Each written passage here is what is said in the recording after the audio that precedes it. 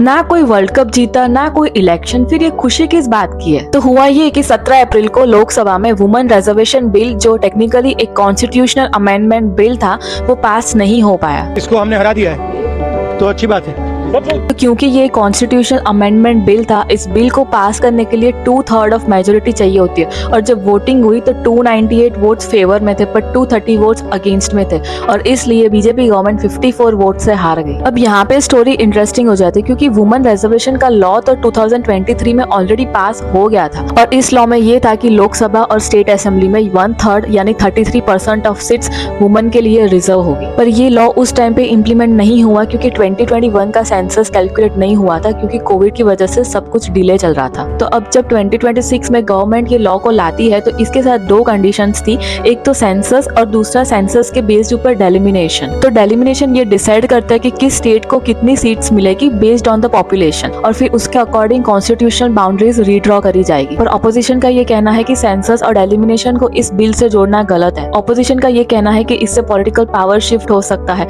जैसे कि south India states जिसकी पॉपुलेशन कंट्रोल में है उनकी सीट्स रिलेटिवली कम होगी, और नॉर्थ इंडिया स्टेट्स जिसकी पॉपुलेशन ज्यादा है उनकी सीट्स बढ़ जाएगी। हालांकि अमित शाह ने पार्लियामेंट में ये कहा था कि साउथ इंडियन स्टेट्स के साथ कोई अन्याय नहीं होगा, और साउथ इंडियन स्टेट्स की सीट 129 से बढ़कर 195 हो जाएगी। वैसे आपको क्या लगता है कि ये बीजेपी की हार है या एक इलेक्शन स्ट्रेटेजी, जिससे वो आने वाले बंगाल और तमिलनाडु इलेक्शंस में वुमेन वोटर्स को टारगेट करेंगे? Let me know in the comments and follow for more.